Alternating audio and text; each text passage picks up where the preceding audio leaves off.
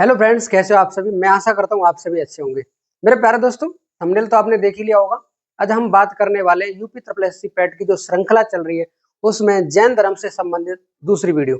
मेरे प्यारे दोस्तों, महावीर स्वामी को जो ज्ञान की प्राप्ति हुई, जिस वृक्ष के नीचे ज्ञान की प्राप्ति हुई, जिस नदी के किनारे पर ज्ञान की प्राप्ति हुई, जिस स्थान पर ज्ञान की प्राप्ति हुई, ज्ञान प्राप्ति के बाद महावीर स्वामी ने जगह जगह पर उपदेश देना शुरू कर दिया। उपदेश अहिंसा से संबंधित थे। इस जैन धर्म में सबसे ज्यादा अगर कोई पर जिस पे फोकस किया गया है, जिस पे अगर हम केंद्र बिंदु माने, तो मेरे प्यारे दोस्तों जैन धर्म का सबसे बड़ा केंद्र बिंदु अहिंसा को माना गया है। यानी लड़ाई झगड़ा बिल्कुल भी नहीं करना है। तो मेरे प्यारे दोस्तों, महावीर स्वामी को ज्ञान की प्राप्ति हुई, उसके बाद में उन्होंने उपदेश दिए। उपदेश कहाँ कहाँ दिए, पहला उपदेश कहाँ दिया, अंतिम उपदेश कहाँ दिया, ये क्वेश्चन पेपर में भी बनेंगे और इन्हीं से संबंधित हमें बताना है। हम बात करने वाले हैं जैन धर्म।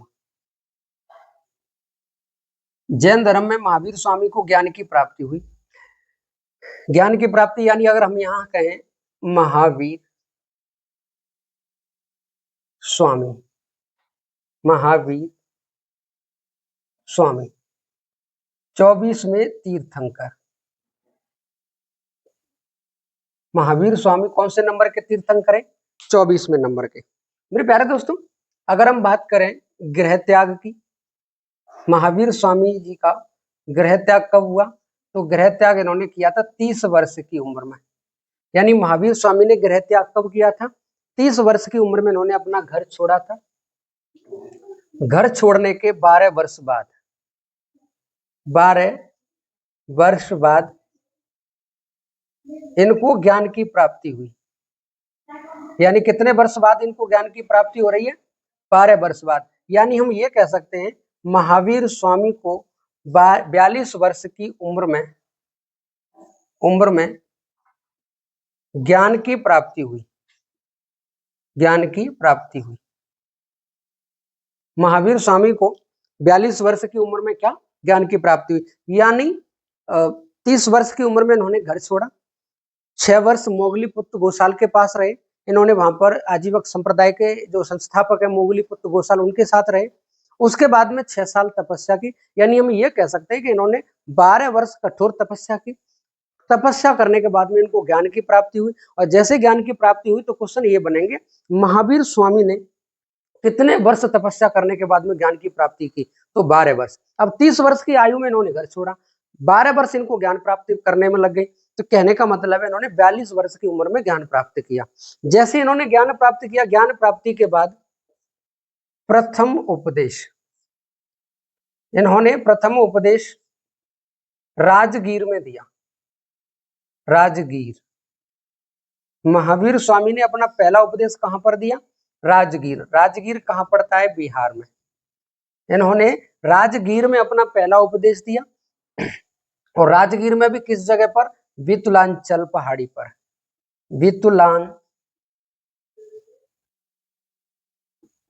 वितुलांचल पहाड़ी पर महावीर स्वामी ने जो अपना पहला उपदेश दिया वितुलांचल पहाड़ी पर दिया। और ये वितुलांचल पहाड़ी किस में आती है? राजगीर में आती है। और पहले उपदेश में जब इन्होंने जो पहला उपदेश दिया उसकी भाषा थी प्राकृत। महावीर स्वामी की भाषा कौन सी थी? प्राकृत। और मेरे प्यारे दोस्तों, इस प्राकृत को अर्धमागधी भी कहा जाता है। अर्धमागधी, यानी हम ये कहें कि अर्धमागधी ही प्राकृत है और प्राकृति ही अर्धमागधी है। महावीर स्वामी ने जिस भाषा में अपने उपदेश दिए वो भाषा प्राकृत थी, अर्धमागधी थी। मेरे प्यारे दोस्तों, जिस नदी के किनारे पर अगर नदी पूछे आपसे कि किस नदी के किनारे पर ये उपदेश दिया गया, तो मेरे प्यारे दोस्तों ये नदी थी बराकर नदी। बराकर नदी, बराकर नदी के तट पर ये महावीर स्वामी ने अपना उपदेश दिया। तो आपसे पेपर में यही पूछेगा, महावीर स्वामी ने घर कितने वर्ष की आयु में छोड़ा? 30 वर्ष की आयु में। महावीर स्वामी को कितने वर्ष बाद ज्ञान की प्राप्ति हुई? 12 वर्ष बाद। महावीर स्वामी को कितने वर्ष की आयु में ज्ञान की प्राप्ति हुई? 30 वर्ष की उम्र में घर छोड़ा, 12 वर्ष ज्ञान प्राप्ति में लग गए, तो 42 वर्ष की उम्र में उन्होंने ज्ञान प्राप्त किया। अब ज्ञान प्राप्त हो गया तो अपने अपने जगह जगह पर उपदेश भी देंगे। तो इन्होंने पहला उपदेश राजगीर में दिया। और राजगीर में उपदेश दिया वितलांचल पहाड़ी पर।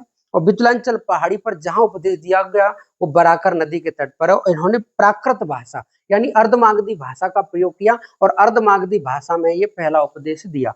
मेरे प्यारे दोस्तों, इन्होंने जैसे पहला उपदेश दिया, अब पेपर में ये भी आता है कि इन्होंने अंतिम उपदेश कहाँ दिया। अंतिम उपदेश यानी महावीर स्वामी ने अपना पहला उपदेश तो राजगीर में दिया, अंतिम उपदेश कहां पर दिया? तो अंतिम उपदेश दिया पावापुरी में। कहां पर दिया? पावापुरी। और पावापुरी कहां पड़ती है? बिहार में। यानी इन्होंने अपना अंतिम उपदेश कहां पर दिया? पावापुरी में। मेरे प्यारे दोस्तों, महावीर स्वामी के प्रथम शिष्य, महावीर स्वामी के प्रथम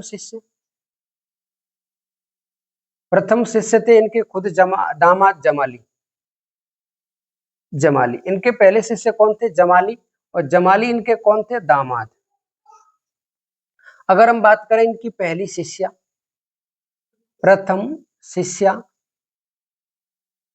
महावीर स्वामी की पहली शिष्या कौन थी? तो महावीर स्वामी की पहली शिष्या नाम था चंदना। महावीर स्वामी की पहली शिष्या का नाम क्या था? चंदना। और ये चंदना चंपा नरेश दधिवाहन की बहन थी। यानी ये कौन थी? ये चंपा महाजन, पता नहीं, चंपा के जो राजा थे जिनका नाम था दधिवाहन, उनकी बहन थी चंदना। इन्होंने जैन धर्म की शिक्षा दीक्षा ली और ये पहली महिला थी जिसने जैन धर्म स्वीकार किया। तो हम ये कह सकते हैं कि जैन धर्म में महावीर स्वामी के समय पर जो पहली महिला है, उनकी जो शिष्या है, उसका नाम चंदना है और प्रथम शिष्य उनका नाम है, मेरे प्यारे दोस्तों, उनके ही दामाद जमाली। अब हम बात करें, इन्होंने ज्ञान की प्राप्ति तो कर ली। अब पेपर में क्वेश्चन ये इस तरीके का आता है कि जैन धर्म का प्रवर्तक किसे कहा जाता है? प्रवर्तक, जैन धर्म का प्रवर्तक किसे कहा जाता है? तो जैन धर्म का प्रवर्तक तीर्थंकर को कहा जाता है। अगर आपसे पूछे जैन धर्म का प्रवर्तक किसे कहा जाता है, तो जैन धर्म का प्रवर्तक तीर्थंकर को कहा जाता है। अगर आपसे पूछे कि तीर्थंकर का मतलब क्या है, तो तीर्थंकर का मतलब वही है भव, यानी बाधा को पार करने वाला, बाधा को पार करने वाला, बाधा को पार करने वाला। और मेरे प्यारे दोस्तों, अगर आपसे पूछे जैन धर्म में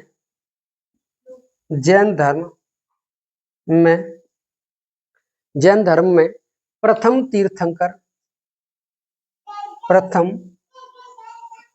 तीर्थंकर कौन थे, तो जैन धर्म में अगर आपको प्रथम तीर्थंकर पूछे, तो जैन धर्म में प्रथम तीर्थंकर थे ऋषभदेव। कौन थे? ऋषभदेव। जैन धर्म के प्रथम तीर्थंकर कौन थे? ऋषभदेव। और अगर क्वेश्चन इस तरीके का आता है कि जैन धर्म के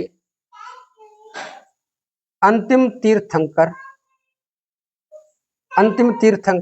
या 24वें तीर्थंकर कौन थे, तो मेरे प्यारे दोस्तों 24वें तीर्थंकर थे महावीर स्वामी। कौन थे? महावीर स्वामी। और मेरे प्यारे दोस्तों, हम यहीं पर यह बताना चाहेंगे कि जो जैन धर्म है उसका केंद्र बिंदु क्या है। तो जैन धर्म का केंद्र बिंदु, जैन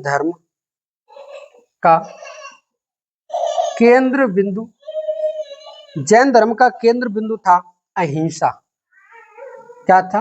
अहिंसा। जैन धर्म का अगर कुछ केंद्र बिंदु है तो वो क्या है? अहिंसा। यानी ये अहिंसा पर सबसे ज्यादा फोकस कर रहे थे। तो मेरे प्यारे दोस्तों, मैं आशा करता हूँ ये आपकी समझ में आया होगा। जब तक इसे आप नोट कर सकते हैं, नोट कर लिया होगा। अब हम बात करेंगे जैन धर्म के पंचायन के बारे में, और हम बात करेंगे जैन धर्म की 5 श्रेणियों के बारे में। 5 श्रेणी भी पेपर में पूछी जाती हैं और पंचायन भी पेपर में पूछे जाते हैं। मेरे प्यारे दोस्तों, अगर हम बात करें पंचायन की, जैन धर्म के पंचायन, जैन धर्म के पंचायन,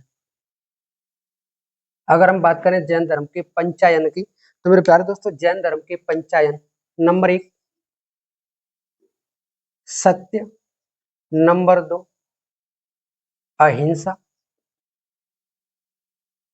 नंबर 3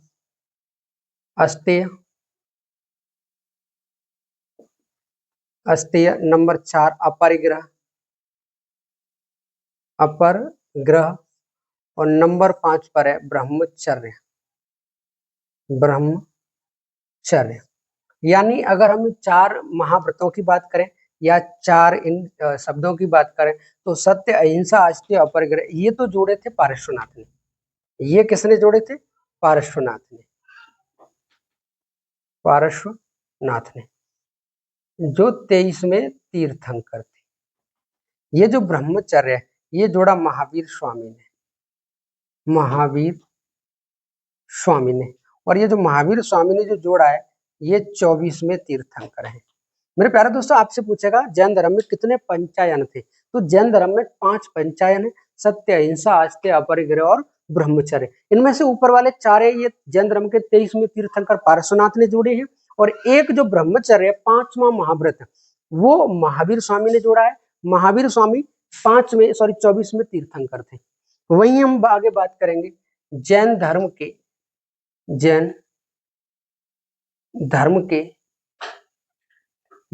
की श्रेणियां। अगर हम बात करें जैन धर्म की श्रेणियों से संबंधित, तो जैन धर्म की श्रेणियां भी कितनी है? 5। जैन धर्म की 5 श्रेणियों की अगर हम बात करेंगे, तो नंबर 1 तीर्थंकर, नंबर 2 अरहत, नंबर 3 आचार्य, नंबर 4 उपाध्याय, नंबर 5 साधु। यानी आपसे पूछे जैन धर्म की कितनी श्रेणियां हैं, तो जैन धर्म की श्रेणियां हैं 5, जिसमें तीर्थंकर आते हैं, अरहत आते हैं, आचार्य आते हैं, उपाध्याय आते हैं और साधु आते हैं। मेरे प्यारे दोस्तों, ये जो उपाध्याय शब्द है, ये वैदिक काल में वेद और वेदांगों को पढ़ाने वाले व्यक्ति को कहा जाता था। यानी वेद और वेदांगों को पढ़ाने वाले, पढ़ाकर जीव को उपार्जन करने वाले व्यक्ति को उपाध्याय कहा जाता है।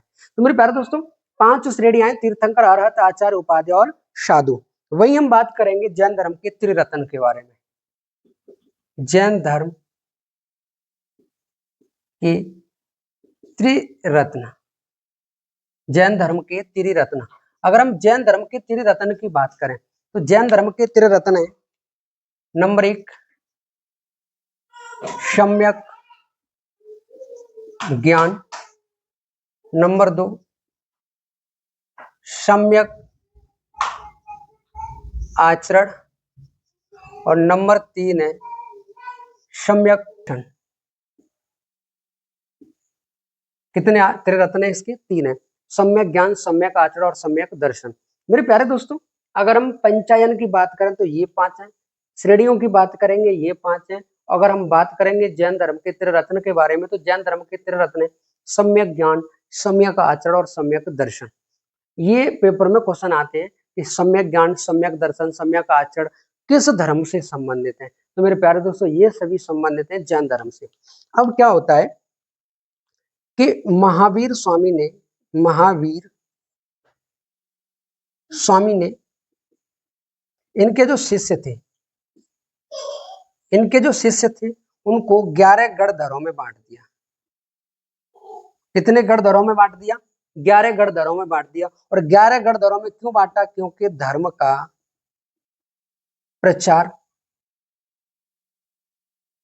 प्रसार किया जा सके। यानी जैन धर्म का प्रचार प्रसार करने के लिए महावीर स्वामी ने अपने शिष्यों को कितने गढ़धरों में बांट दिया? तो मेरे प्यारे दोस्तों, 11 गढ़धरों में बांटा। कितने गढ़धरों में बांटा? 11। 11 में से 10 गढ़धर की मृत्यु महावीर स्वामी के समय पर ही हो गई। यानी अपने शिष्यों को 11 गढ़धरों में बांटा, बोला हमें जैन धर्म का प्रचार प्रसार करना है, टीम लगा दी जैन धर्म का प्रचार प्रसार करने के लिए। महावीर स्वामी जैन धर्म का प्रचार प्रसार कर रहे हैं। इधर ये 11 गढ़धर जो बांटे हैं, जो एक तरीके से ये समझो कि टीम बनाई है जैन धर्म का प्रचार प्रसार करने के लिए, ये सब कर रही थी। लेकिन क्या हुआ, महावीर स्वामी का जब निधन होगा 468 ईसा पूर्व में, तो उसी समय पे क्या होगा, उससे पहले 10 गणधर इनमें से खत्म हो जाएंगे, मृत्यु हो जाएगी, एक गणधर बचेगा। पेपर में क्वेश्चन आता है महावीर स्वामी की मृत्यु के बाद कितने गणधर बचे। तो मेरे प्यारे दोस्तों, महावीर स्वामी की मृत्यु के बाद एक गणधर बचा। कितने बचा? एक गणधर बचा, एक गणधर बचा, जिसका नाम था आर्य सुधर्मा। नाम क्या था? आर्य सुधर्मा। ये 11वां गणधर है। आर्य सुधर्मा बचा और महावीर स्वामी की मृत्यु के बाद में इसी ने प्रचार प्रसार किया, प्रचार प्रसार किया। तो ये क्वेश्चन भी पेपर में आता है कि महावीर स्वामी की मृत्यु के बाद में जैन धर्म की कमान किसने संभाली थी? तो जैन धर्म की कमान आर्य सुधर्मा ने संभाली थी। इन्होंने जो 11 गणधर बनाए थे उसमें से 10 गणधर की मृत्यु महावीर स्वामी के समय पर ही हो गई, एक गणधर बचा। महावीर स्वामी की मृत्यु के बाद में एक गणधर बचा जिसका नाम क्या था? आर्य सुधर्मा। महावीर स्वामी की मृत्यु के बाद इन्होंने अपने जैन धर्म की कमान संभाली और प्रचार प्रसार किया। मेरे प्यारे दोस्तों, इससे भी पेपर में क्वेश्चन आता है। तो मैं आशा करता हूँ ये सब कुछ आपकी समझ में आया होगा, आप इसको नोट कर लो। हम बात करने वाले महावीर स्वामी की उन शिक्षाओं के बारे में, और मेरे प्यारे दोस्तों उन्होंने जो उपदेश दिए हैं वो उपदेश किस पुस्तक में दे रखे हैं उसके बारे में हम बात करने वाले हैं। आप इसको नोट कर लो, नोट कर लिया होगा। अब हम बात करेंगे महावीर स्वामी के जो उन्होंने शिक्षाएं दी हैं, जो इन्होंने अपने उपदेश दिए हैं उनके बारे में।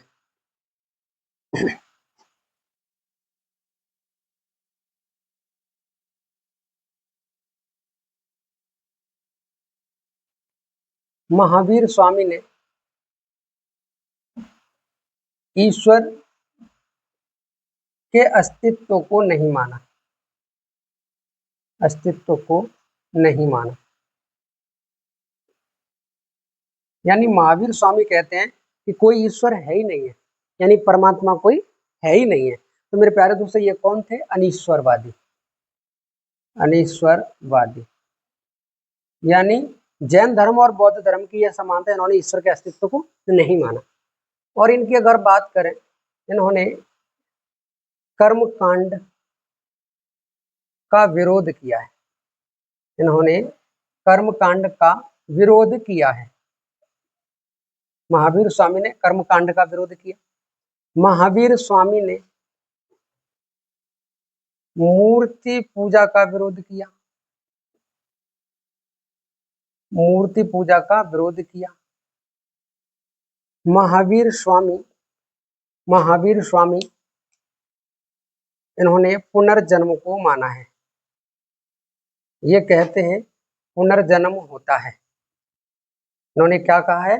पुनर्जन्म होता है, मनुष्य का पुनर्जन्म होता है। इन्होंने पुनर्जन्म माना है। और मेरे प्यारे दोस्तों इन्होंने कहा है कि पुनर्जन्म का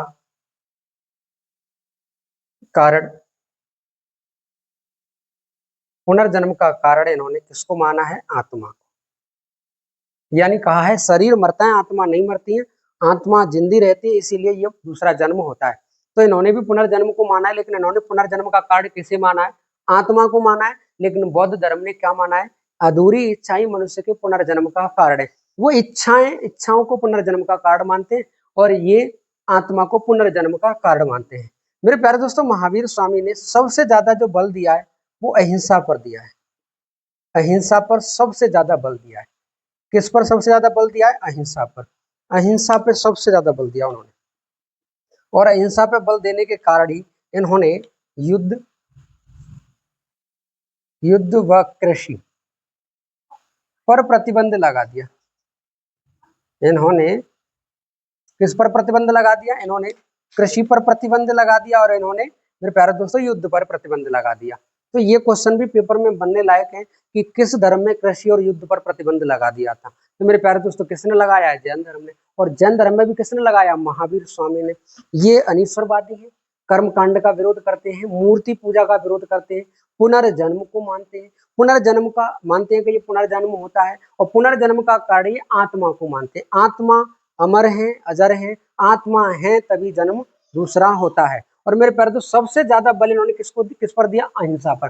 अहिंसा की वजह से इन्होंने युद्ध पर और कृषि पर प्रतिबंध लगा दिया। हम मेरे प्यारे दोस्तों अगर यही बात करें, महावीर स्वामी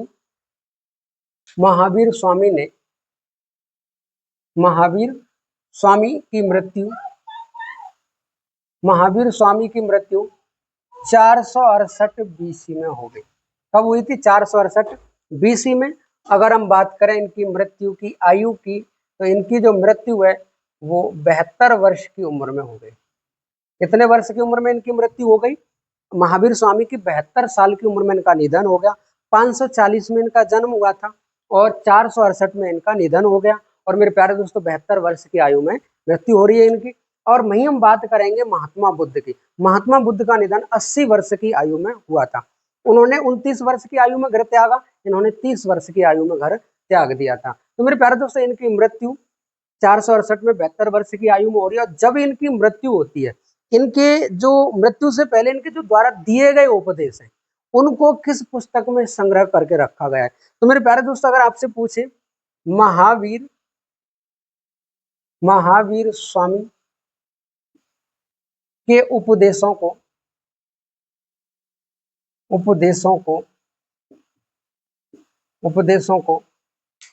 14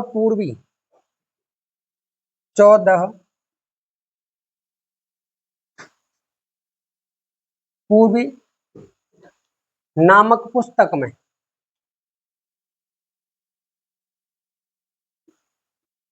में लिखा गया है। यानी महावीर स्वामी के जो उपदेश हैं कौन सी पुस्तक में संग्रहित है, कौन सी पुस्तक में लिखे हुए? 14 पूर्वी पुस्तक में। ये 14 पूर्वी जो पुस्तक है ना, 14 पूर्वी पुस्तक जैन धर्म की सबसे प्राचीन पुस्तक है। जैन धर्म की सबसे प्राचीन पुस्तक। यानी आपसे पूछे कि जैन धर्म की सबसे प्राचीन पुस्तक कौन सी है, तो जैन धर्म की सबसे प्राचीन पुस्तक है 14 पूर्वी। 14 पूर्वी में इनके उपदेशों को संग्रहित किया गया है। महावीर स्वामी ने जो भी शिक्षाएं दी हैं, जो भी उपदेश दिए हैं, वो सभी के सभी उपदेश 14 पूर्वी नामक पुस्तक में लिखे हुए। मेरे प्यारे दोस्तों आप इसको नोट कर लो, हम आगे बात करने वाले और महत्वपूर्ण बिंदुओं के बारे में। तो कर लिया होगा। अगर महावीर स्वामी की हम मृत्यु की बात करें तो महावीर स्वामी की मृत्यु पावापुरी में हुई। कहां पर हुई? पावापुरी में। ये पूछा जाता है क्वेश्चन कि महावीर स्वामी का जन्म तो कुंडलवन में हुआ, कुंडग्राम में हुआ, लेकिन मृत्यु कहां पर हुई? पावापुरी में। और मेरे प्यारे दोस्तों ये पावापुरी है ना, ये मल्ल महाजनपद के अंतर्गत आती है। मल्ल महाजनपद के अंतर्गत आती है। और मल्ल महाजनपद का जो राजा है महावीर स्वामी की मृत्यु के समय उसका नाम था हस्तपाल। क्या नाम था? हस्तपाल। ये क्वेश्चन आता है कि जब महावीर स्वामी का निधन हुआ था पावापुरी में, उस समय मल्ल महाजनपद का राजा कौन था? तो हस्तपाल। तो मेरे प्यारे दोस्तों मैं आशा करता हूँ ये आपने नोट कर लिया होगा। आगे हम बात करने वाले हैं कि महावीर स्वामी की मृत्यु के बाद में सबसे पहला उपदेश किसने दिया था? तो महावीर स्वामी की मृत्यु के बाद महावीर स्वामी की मृत्यु के बाद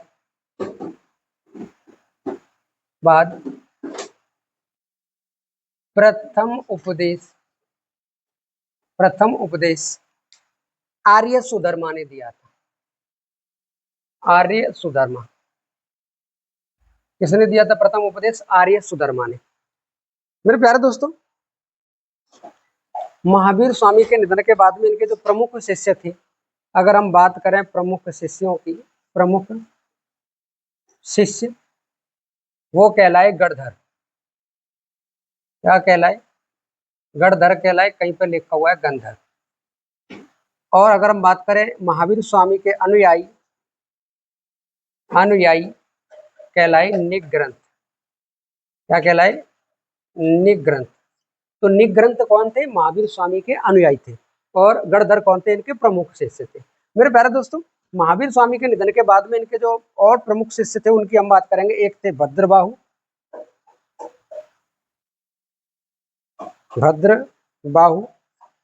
और दूसरे थे स्थूल भद्र। दूसरे कौन थे? स्थूल भद्र। दो शिष्य थे, ये दोनों अच्छे तरीके से एक साथ रह रहे थे, कोई दिक्कत नहीं थी। लेकिन एक समय ऐसा आता है कि मगध में भीषण अकाल पड़ता है 12 वर्षों का। और जब मगध में भीषण अकाल पड़ा तो भद्रबाहु कहते हैं स्थूल भद्र से कि अब यहाँ अकाल पड़ रहा है, यहाँ बहुत सारी दिक्कतें होने वाली हैं, अगर हम यहाँ से कुछ समय के लिए प्रस्थान कर जाएं, जैसे यहाँ अकाल खत्म होगा हम वापस आ जाएंगे। लेकिन मेरे प्यारे दोस्तों, स्थूल भद्र भद्रबाहु की बात को नहीं मानते हैं, और भद्रबाहु की बात को जब नहीं माना जाता है तो भद्रबाहु कुछ अनुयायियों के साथ और चंद्रगुप्त मौर्य के साथ दक्षिण भारत में चले जाते हैं। कहाँ चले जाते हैं? दक्षिण भारत में। और दक्षिण भारत में जहाँ जाते हैं वो मेरे प्यारे दोस्तों, दक्षिण भारत में जिस राज्य में जाते हैं उसका नाम है कर्नाटक। और कर्नाटक में जिस जगह पर गए उसका नाम है श्रवण बेलगोला। जगह कौन सी है? श्रवण बेलगोला। ये यहाँ चले गए थे। कौन चले गए थे? भद्रबाहु। कौन चले गए थे? भद्रबाहु। और भद्रबाहु के साथ कौन थे? चंद्रगुप्त मौर्य। चंद्रगुप्त मौर्य मौर्य वंश के संस्थापक। इन्होंने जैन धर्म स्वीकार कर लिया था और ये कर्नाटक भद्रबाहु के साथ चले गए। वहीं पर इन्होंने चंद्रगुप्त मौर्य ने संलेखना विधि के तहत, संलेखना विधि कहें या संथारा विधि कहें, संलेखना विधि या संथारा विधि के तहत चंद्रगुप्त मौर्य ने अपने प्राण त्याग दिए। अपने प्राण त्याग दिए। मेरे प्यारे दोस्तों, जैन धर्म में एक संलेखना विधि या संथारा विधि ऐसी है कि जीवन के अंतिम दिनों में अपने शरीर को छोड़ने के लिए अन्न जल सब त्याग देते हैं, और अन्न जल जब सब त्याग दिया जाएगा तो वैसे ही आदमी का शरीर छूट जाएगा। तो मेरे प्यारे दोस्तों, ये जैन धर्म में एक विधि है, संलेखना विधि या संथारा विधि। चंद्रगुप्त मौर्य ने जिस विधि से अपने प्राण त्यागे थे वो संलेखना विधि है या संथारा विधि आ सकती है। चंद्रगुप्त मौर्य ने अपने प्राण कहाँ त्यागे थे मेरे प्यारे दोस्तों? यहाँ श्रवण बेलगोला। और ये कब त्यागे थे? जब मगध में भीषण अकाल पड़ा था लगभग 12 वर्षों का। भद्रबाहु कुछ सैनिकों, कुछ अनुयायियों के साथ और चंद्रगुप्त मौर्य के साथ दक्षिण भारत में चले गए। स्थूल भद्र वहीं रोके रहे। अब क्या है कि जैसे ही 12 वर्ष का जो भीषण अकाल है वो खत्म होगा, भद्रबाहु दक्षिण भारत से उत्तर भारत लौटेंगे, मगध पहुंचेंगे। और जब मगध पहुंचेंगे तो वहां स्थूल भद्र से इस बात को लेकर के विवाद हो जाएगा कि जब जाना ही था तो या तो सभी जाते या फिर कोई नहीं जाता। अब यहाँ अकाल देख करके, यहाँ के लोगों पर समस्याएं देख करके आप दक्षिण भारत चले गए। यहाँ के लोग कहाँ जाएंगे? यहाँ के लोग भी तो जिंदे रहे हैं, ऐसे जैसे वो जिंदे रह रहे हैं जैसे आप भी रह जाते। लेकिन मेरे बारे तो रियल बात यह है कि इन दोनों में विवाद हो गया। जब ये दक्षिण भारत से लौटे तो भद्रबाहु और स्थूल भद्र के मध्य विवाद हो गया, और जब विवाद हो जाएगा तो जैन धर्म दो भागों में बट जाएगा। मेरे प्यारे दोस्तों, इसी के बाद में क्या हुआ? भद्रबाहु और स्थूल भद्र के मध्य विवाद हो गया आपस में।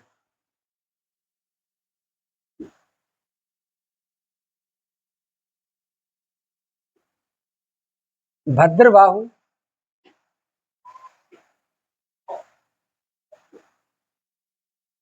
भद्रबाहु के दक्षिण भारत से लौटने पर, दक्षिण भारत से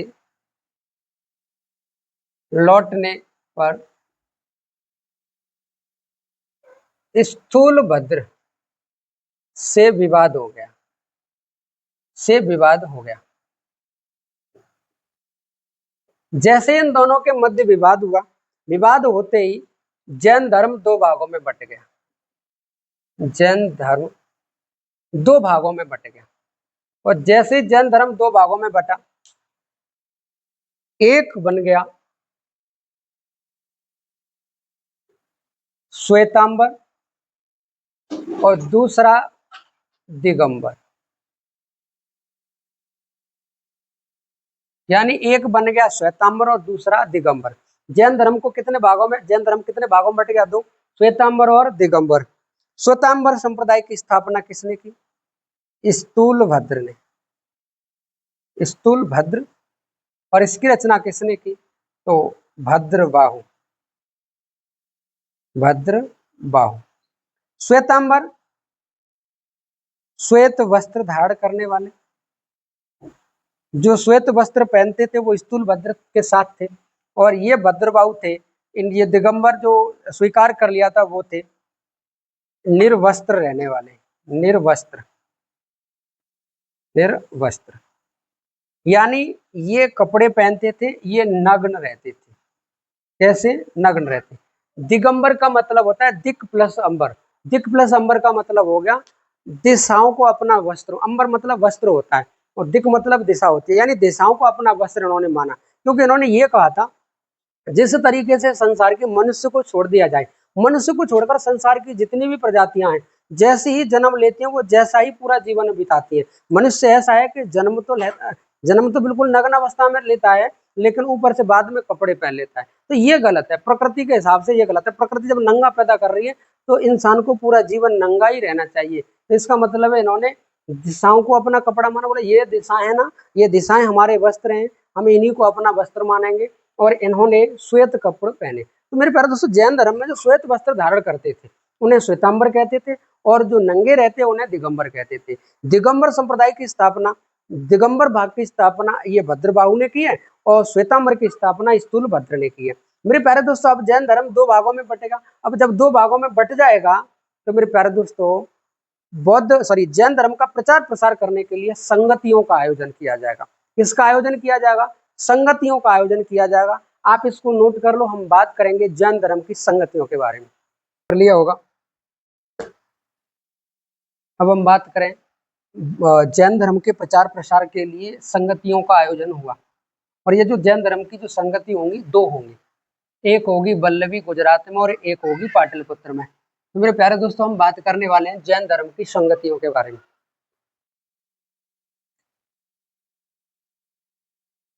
जैन धर्म के विस्तृत प्रचार के लिए प्रचार के लिए प्रचार के लिए संगतियों का आयोजन किया गया। संगतियों का आयोजन किया गया। और जैन संगतियां की अगर हम बात करें तो कितनी हुई हैं? दो। कितनी संगतियां हुई हैं? दो। जैन धर्म में कितनी संगतियां हुई हैं? दो। अगर हम संगतियों की बात करें तो नंबर एक, प्रथम जैन संगति। प्रथम जैन संगति, ये जो पहली जैन संगति है, प्रथम जैन संगति है, ये होगी 300 ईसा पूर्व में। और जिस समय ये जैन संगति हो रही है 300 ईसा पूर्व में, उस समय मेरे प्यारे दोस्तों यहाँ राजा है चंद्रगुप्त मौर्य। कौन है? चंद्रगुप्त मौर्य। तो प्रथम जैन संगति कब हुई थी? अगर सन पूछे आपसे तो सन बता देना 300 ईसा पूर्व। कब हुई थी? 300 ईसा पूर्व में। अगर आपसे पूछे राजा, तो राजा थे चंद्रगुप्त मौर्य। चंद्रगुप्त मौर्य। अगर हम बात करें अध्यक्ष की,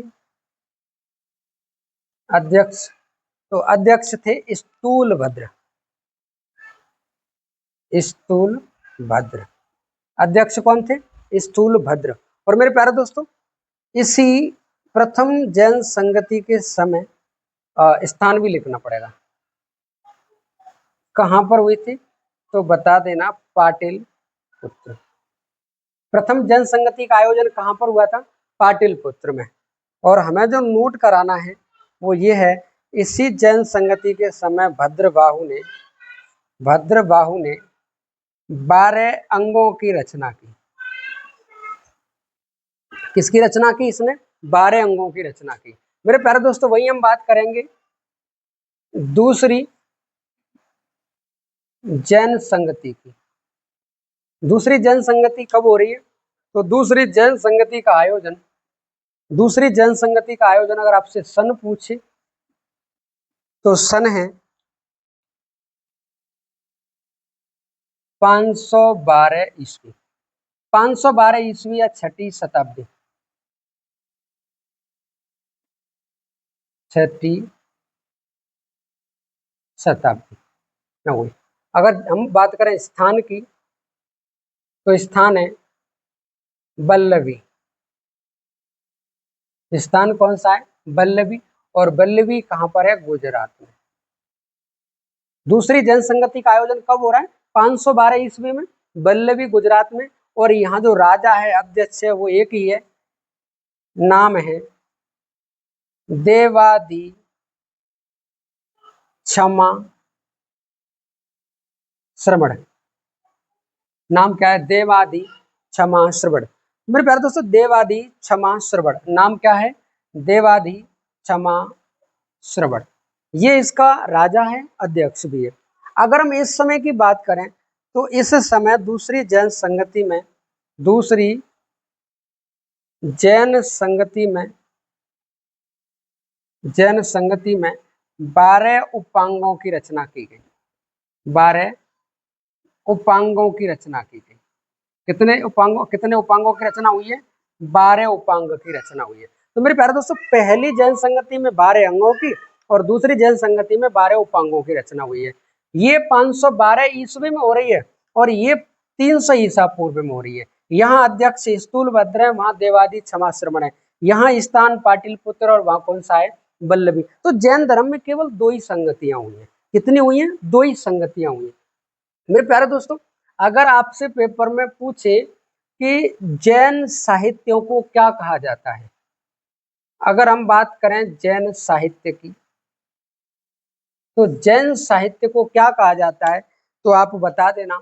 जैन साहित्य को आगम कहा जाता है। जैन साहित्य को क्या कहते हैं? आगम कहते हैं। और अगर पूछे आपसे कि जैन धर्म में अनुयायियों को जो भिक्षु रहते थे, वो क्या, उस घर का नाम क्या था? यानी जैन धर्म में भिक्षुओं के आवास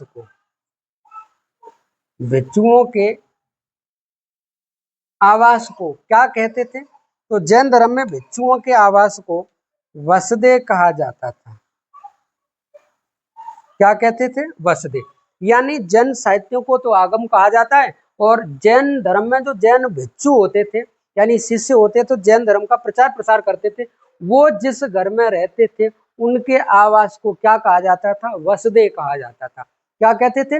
वसदे कहा जाता था। और मेरे प्यारे दोस्तों, अगर हम बात करें साहित्य की, जैन धर्म के जो साहित्य है, अगर हम बात करेंगे साहित्य की, तो साहित्य में ये है कि यहाँ 6 छंद सूत्र हैं, 6 छंद सूत्र हैं, 4 मूल सूत्र हैं।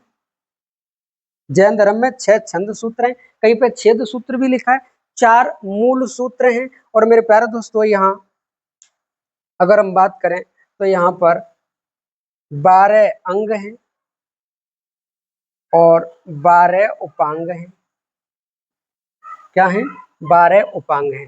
तो मेरे प्यारे दोस्तों, अगर जैन साहित्य की बात करें तो जैन साहित्य में 6 छंद सूत्र या छेद सूत्र, 4 मूल सूत्र और 12 अंग, 12 उपांग। और मेरे प्यारे दोस्तों, यहीं पर हम बात करें, 12 अंग 12 उपांग हो गए और 10 प्रकीर्ण हैं। क्या है? प्रकीर्ण। 10 प्रकीर्ण हैं। तो जैन साहित्यों में आप इनको याद रखना, 6 छंद सूत्र या छेद सूत्र, 4 मूल सूत्र, 12 अंग, 12 उपांग और मेरे प्यारे दोस्तों 10 प्रकीर्ण हैं। तो आप इनको नोट कर लो। हम बात करने वाले हैं कुछ अंगों के बारे में जो अक्सर करके पेपर में पूछे जाते हैं। आप इनको नोट कर लो। कर लिया होगा। अब हम बात करेंगे महावीर स्वामी से संबंधित या जैन धर्म से संबंधित मंदिरों के बारे में। यानी जैन धर्म से संबंधित कहाँ कहाँ पर मंदिर बने हुए हैं और किस किस के समय पर बने हैं, और जैन धर्म का प्रमुख केंद्र कौन कौन सा नगर रहा है, उसके बारे में। मेरे प्यारे दोस्तों, अगर आपसे पूछे मौर्य काल में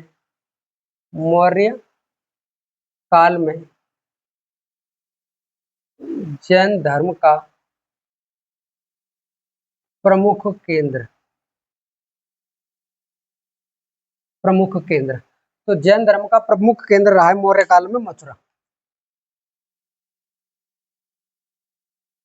यानी आपसे पूछे मौर्य काल में जैन धर्म का प्रमुख केंद्र क्या रहा है, तो जैन धर्म में मौर्य काल में जैन धर्म का प्रमुख केंद्र रहा है आपका मथुरा। और मथुरा के साथ साथ उज्जैन, कौन सा? उज्जैन। ये दोनों ही जैन धर्म के प्रमुख केंद्र रहे हैं, लेकिन मौर्य काल नाम देता है तो आंसर मथुरा आएगा, या डबल जोड़े में देता है तो फिर उज्जैन भी साथ में आता है। मेरे प्यारे दोस्तों, अगर हम बात करें जैन धर्म से संबंधित, जैसे स्यादवाद, स्यादवाद ये शब्द है, अनेकांतवाद, स्यादवाद, अनेकांतवाद, सप्तभृंगी, सप्तभृंगी ज्ञान, सप्तभृंगी ज्ञान, जीन, जिन्हें जिन कहते हैं, जिन, जिन, निग्रोथ, तीर्थंकर तथा तीर्थंकर के बाद है कैवल्य। ये सबके सब शब्द, ये सबके सब शब्द जैन धर्म से संबंधित हैं। किससे संबंधित हैं? जैन धर्म से। मेरे प्यारे दोस्तों, या तो स्यादवाद हो, अनेकांतवाद हो, सप्तभृंगी ज्ञान हो, जिन, निग्रो, तीर्थंकर, कैवल्य, ये सबके सब शब्द किस धर्म से संबंधित है? जैन धर्म से। मेरे प्यारे दोस्तों, अगर हम बात करेंगे जैन धर्म में मंदिरों के बारे में, यानी जैन धर्म के मंदिर, हम किसके बारे में बात करेंगे? जैन धर्म के मंदिरों के बारे में। तो जैन धर्म के अगर मंदिर की बात करें तो एक है जैनी जल मंदिर। कौन सा मंदिर है? जैनी जल मंदिर। और ये जो जैनी जल मंदिर है ये पावापुरी में स्थित है।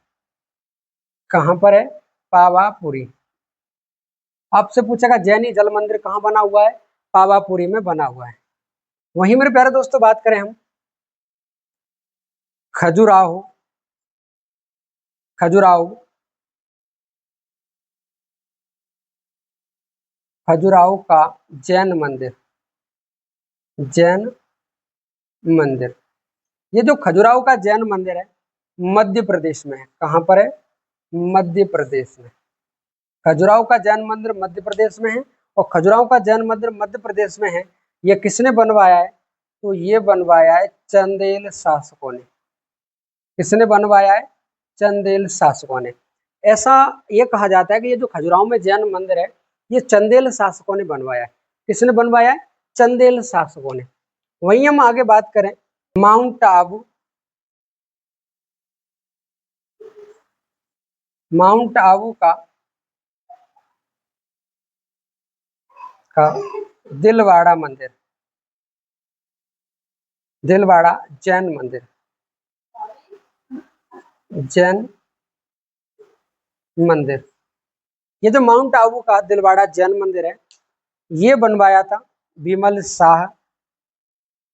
विमल शाह के जो अधिकारी थे उनका नाम है वास्तुपाल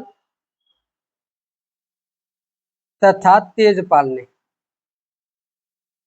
किसने बनवाया था? वास्तुपाल, तेजपाल ने। यानी माउंट आबू का दिलवाड़ा जैन मंदिर किसने बनवाया? विमल शाह के जो अधिकारी थे वास्तुपाल, तेजपाल। अगर ये दोनों नहीं होंगे तो आंसर ये होगा, ये नहीं होगा तो इनमें से एक होगा।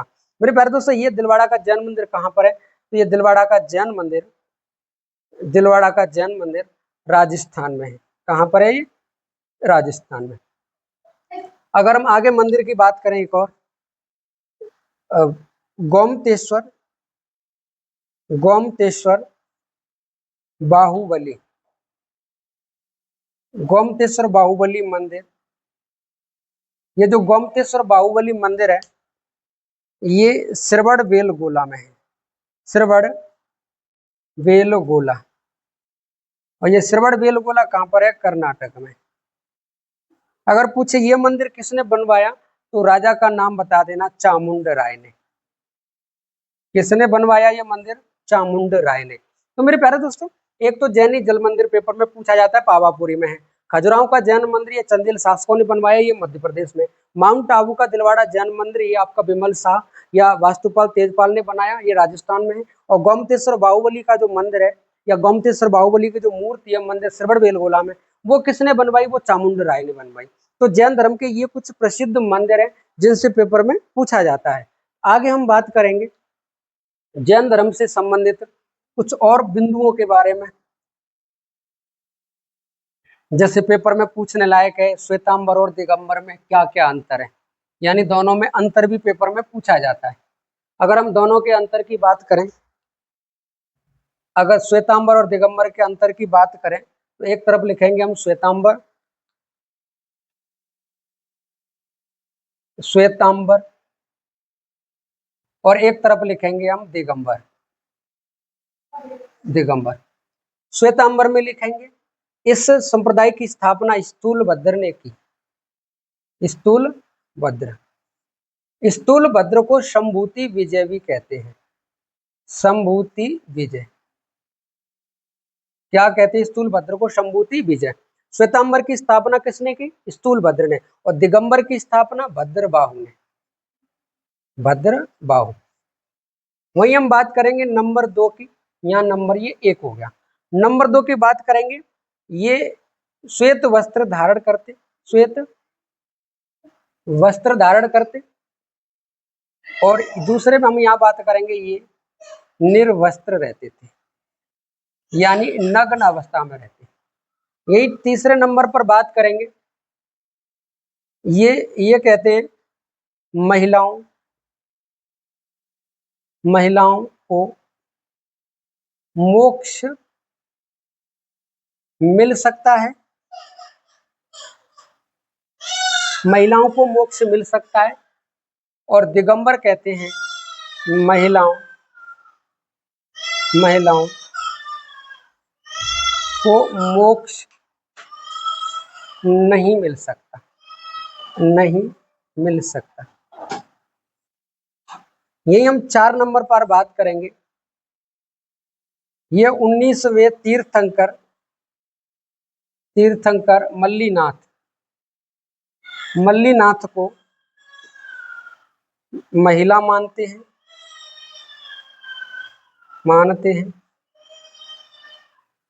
और ये 19वें तीर्थंकर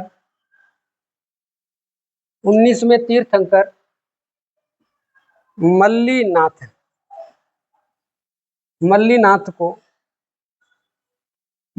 को पुरुष मानते हैं।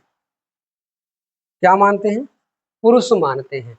मेरे प्यारे दोस्तों, ये श्वेतांबर की अगर हम बात करें तो श्वेतांबर की स्थापना स्थूलभद्र ने की है और दिगंबर की स्थापना भद्रबाहु ने की है। श्वेतांबर श्वेत वस्त्र धारण करते हैं और दिगंबर निर्वस्त्र रहते हैं, नंगे रहते हैं। यहाँ कहा गया है कि महिलाओं को मोक्ष मिल सकता है और यहाँ कहा गया है महिलाओं को मोक्ष नहीं मिल सकता। और यहाँ कहा गया है जो 19 में तीर्थंकर थे मल्लीनाथ, वो महिला थी और ये कहते हैं वो पुरुष थे। तो मेरे प्यारे दोस्तों, मैंने पहले ही बताया था, हमें ये बताना है कि जो श्वेतांबर और दिगंबर में, यानी मैंने ये बताया था कि जैन धर्म के जो 23वें तीर्थंकर है मल्लीनाथ, उनको लेकर के विवाद है कि ये पुरुष हैं या महिलाएं हैं। तो मैं अब क्लियर कर दे रहा हूँ, ये श्वेतांबर कह रहे हैं कि मल्लीनाथ महिला हैं और ये दिगंबर कह रहे हैं कि मल्लीनाथ पुरुष हैं। मेरे प्यारे दोस्तों, अगर वही नंबर 5 की अगर हम बात करें, नंबर 5 की बात करें, ये कहते हैं महावीर स्वामी विवाहित थे और ये कहते हैं महावीर स्वामी अविवाहित थे। ये क्या कहते हैं? महावीर स्वामी अविवाहित थे। तो मेरे प्यारे दोस्तों, ये श्वेतांबर और दिगंबर में अंतर है और ये अंतर कभी कभी पेपर में पूछा भी जाता है, लेकिन ज्यादातर जो पूछने लायक अंतर है वो ये है। कौन सा है? 19वें तीर्थंकर से संबंधित। मेरे प्यारे दोस्तों, आप इसको नोट कर लो, हम आगे बात करने वाले हैं। क्या होगा? अब हम बात करें महावीर स्वामी के कुछ ग्रंथों से संबंधित। ग्रंथों से क्वेश्चन पेपर में कैसे आते हैं वो देखना है। महावीर स्वामी ने जो शिक्षाएं दी हैं, उन शिक्षाओं को संकलित करके कितने ग्रंथों में रखा गया है? यानी महावीर स्वामी की शिक्षाओं, महावीर स्वामी की शिक्षाओं को लिख करके संलिखित किस्म कहाँ किया गया है? तो मेरे प्यारे दोस्तों, 14 ग्रंथों में। कितने ग्रंथों में? 14 ग्रंथों में। यानी आपसे पूछेगा महावीर स्वामी ने जो शिक्षाएं दी हैं उनको संलिखित करके कहाँ रखा गया है? 14 ग्रंथों में रखा गया है। मेरे प्यारे दोस्तों, जब पहली जैन संगति में जब 12 अंगों की रचना की गई, किसने की थी? भद्रबाहु ने। किसने की? भद्रबाहु। और ये जो भद्रबाहु ने जो 12 अंगों की रचना की, इसमें से प्रमुख 2 अंग महत्वपूर्ण है। एक है अचरांग सूत्र, एक है अचरांग सूत्र और दूसरा है भगवती सूत्र। एक है अचरांग सूत्र और एक है भगवती सूत्र। इस अचरांग सूत्र नामक पुस्तक में, अचरांग सूत्र में महावीर स्वामी की कठोर तपस्या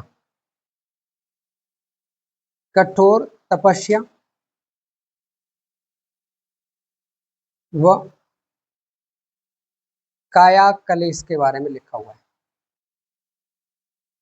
इसके बारे में लिखा हुआ है कठोर तपस्या और काया कलेश के बारे में। अगर हम भगवती सूत्र की बात करें तो भगवती सूत्र में जैन धर्म की सर्वाधिक जानकारी मिलती है। यानी जैन धर्म की सर्वाधिक जानकारी हमें किस पुस्तक से मिलती है? भगवती सूत्र से मिलती है। और ये भगवती सूत्र के बारे में अगर हम बात करें, ये भगवती सूत्र के बारे में ज्यादातर जानकारी किसने दी है? 11वें गणधर ने। 11वें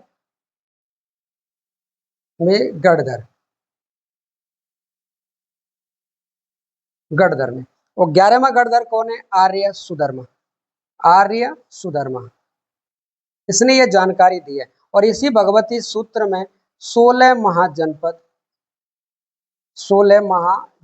की जानकारी दी गई है। यानी आपने सुना होगा बौद्ध ग्रंथ अगुंतर निकाय और जैन ग्रंथ भगवती सूत्र में 16 महाजनपदों की जानकारी है। तो जो अगुंतर निकाय है ना बौद्ध ग्रंथ, उसमें 16 महाजनपद की जानकारी है, और जो जैन ग्रंथ है भगवती सूत्र, इसमें 16 महाजनपदों की जानकारी है। मेरे प्यारे दोस्तों, अगर हम बात करें यहाँ पे, ये अचरांग सूत्र के बारे में भी पूछा जाता है कि सबसे प्राचीन पुस्तक कौन सी है, तो जैन धर्म से संबंधित सबसे प्राचीन पुस्तक कौन सी है? अचरांग सूत्र है।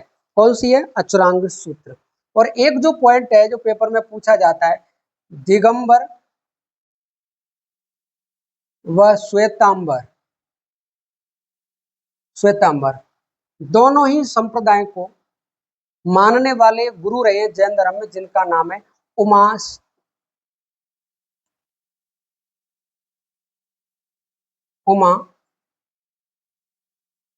देखिए कहा है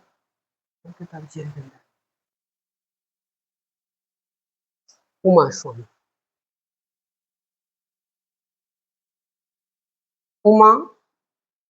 स्वामी। यानी जैन धर्म के ये एक ऐसे महान व्यक्ति हैं, महात्मा सन्यासी, जिन्होंने दिगंबर को भी फॉलो किया और श्वेतांबर को भी फॉलो किया। यानी इन्होंने दोनों को फॉलो किया। तो मेरे प्यारे दोस्तों, इसको नोट कर लो। हम आगे बात करने वाले 1-2 पॉइंट के बारे में नोट कर लिया होगा। हम आगे बात करने वाले जैन धर्म में जितने भी तीर्थंकर रहे हैं उनका कोई ना कोई प्रतीक चिन्ह रहा है। जैन धर्म में जितने भी तीर्थंकर रहे हैं उनका कोई ना कोई प्रतीक चिन्ह रहा है। तो हम बात करेंगे जैन धर्म के तीर्थंकरों के प्रतीक चिन्ह के बारे में। जैन धर्म के तीर्थंकरों के प्रतीक चिन्ह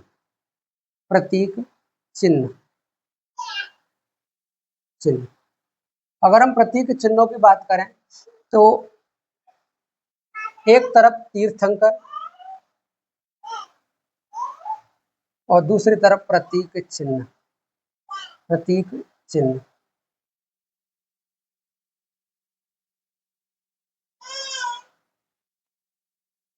अगर हम पहले तीर्थंकर की बात करें तो उनका नाम है ऋषभदेव। पहले तीर्थंकर कौन है? ऋषभदेव। और ऋषभदेव का है प्रतीक चिन्ह बैल। ऋषभदेव का प्रतीक चिन्ह क्या रहा है? बैल। और दूसरे जो तीर्थंकर है उसका नाम है अजीतनाथ। अजीतनाथ। और अजीतनाथ का प्रतीक चिन्ह रहा है हाथी। कौन है? हाथी। तीसरे जो तीर्थंकर है उनका नाम है संभवनाथ। संभवनाथ। संभवनाथ का है घोड़ा। क्या है? घोड़ा यानी अश्व। आगे हम बात करेंगे नंबर 4 की। पद्म प्रभु नंबर 6 वाले हैं। नंबर 6 के तीर्थंकर है पद्म प्रभु। पद्म प्रभु का है कमल। 7 में सुपार्श्वनाथ। सुपार्श्वनाथ। सुपार्श्वनाथ का है स्वास्तिक। स्वास्तिक। स्वास्तिक ये वाला, ये किसका है? सुपार्श्वनाथ का। 19 में तीर्थंकर है मल्लीनाथ। कौन है? मल्लीनाथ। और मल्लीनाथ को लेकर के तो विवाद है, ये पुरुष है या महिलाएं, तो तुम थोड़ी देर के लिए महिला समझ लो, और महिला समझ लोगे तो भागवत कथा में कलश कौन उठाता है? महिला। तो यहाँ लिख लेंगे कलश। क्या लिख लेंगे? कलश। आगे हम अगर बात करेंगे 21 में तीर्थंकर की, तो जो 21 में उनका नाम है नमीनाथ। नमीनाथ। नमीनाथ। नमीनाथ का है नीलकमल। कमल। क्या नाम है? नीलकमल। आगे हम बात करेंगे 22 में तीर्थंकर की, तो जो 22 में तीर्थंकर है उनका नाम है अरस्टी नेमी। अरस्टी नेमी। और अरस्टी नेमी इनका है, इनका प्रतीक है शंख। क्या है? शंख। और मेरे प्यारे दोस्तों, अगर हम आगे बात करें यहाँ, तो 23 में तीर्थंकर, 23 में तीर्थंकर है, नाम है उनका पारस्वनाथ। कौन सा है? पारस्वनाथ। और पारस्वनाथ का प्रतीक चिन्ह है सर्प। क्या है? सर्प। 24 में तीर्थंकर महावीर स्वामी। महावीर स्वामी। और महावीर स्वामी का है सिंह। सिंह या शेर। ये मेन जो तीर्थंकर है वो है, वैसे तो 24 हैं, ये मेन इनसे पूछा जाता है। ये पूछा जाता है स्वास्थ्य के चिन्ह किस तीर्थंकर का प्रतीक रहा है, तो मेरे प्यारे दोस्तों इनका रहा है, इसका यानी सुपार्श्वनाथ का। और अगर हम बात करेंगे महावीर स्वामी की, जो महावीर स्वामी को जैन धर्म का वास्तविक संस्थापक कहा जाता है, तो जो वास्तविक संस्थापक है तो इनका प्रतीक क्या है? शेर। महावीर स्वामी ने एक बात कही है कि शेर और गाय को एक घाट पर मिलकर पानी पीने दो। क्या कहा है? कि शेर और गाय को एक घाट पर मिलकर पानी पीने दो, विविधता के मोतियों को एकता के धागे में पिरोने दो। अरे महावीर की अहिंसा पुकारती आज, खुद जियो और दूसरों को जीने दो। खुद जियो और दूसरों को जीने दो। मेरे प्यारे दोस्तों, अगर हम जैन धर्म में राजाओं की बात करेंगे, तो जैन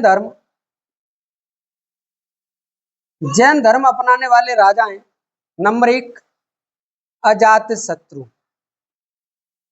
अजात शत्रु, इसने जैन धर्म स्वीकार किया।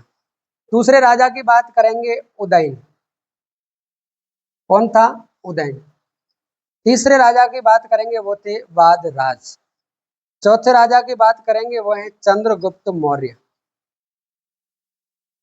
चंद्रगुप्त मौर्य। अगर हम 5वें राजा की बात करें, तो 5वां राजा है आपका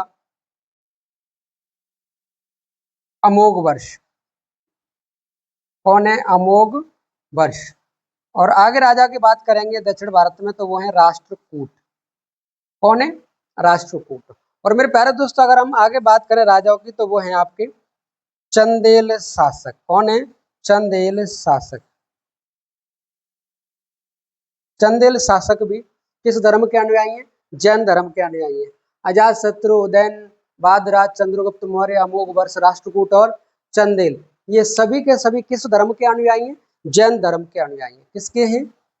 जैन धर्म के अनुयायी। किस धर्म के अनुयायी हैं? जैन धर्म के अनुयायी। आगे अगर हम यहीं पर बात करें, ये सभी तो जैन धर्म के अनुयायी हैं। अगर आपसे ऐसे क्वेश्चन पूछे कि भद्रबाहु के साथ किस राजा ने दक्षिण भारत में जैन धर्म का प्रचार प्रसार किया, तो आंसर क्या आएगा? चंद्रगुप्त मौर्य। क्या आएगा? चंद्रगुप्त, क्योंकि यही भद्रबाहु के साथ श्रवण बेलगोला गए और वहीं पर इन्होंने संलेखना विधि के तहत अपने प्राण त्याग दिए। मेरे प्यारे दोस्तों, जैन धर्म से संबंधित इतनी ही बातें हैं, जैन धर्म से इतने ही पेपर में क्वेश्चन आते हैं। एक दो पॉइंट है जिसके बारे में हम बात करेंगे। अगर आपसे पूछे ना कि समाधि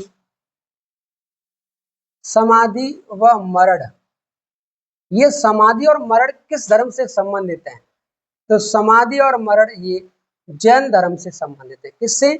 जैन धर्म से संबंधित है। और मेरे प्यारे दोस्तों, अगर आपसे पूछे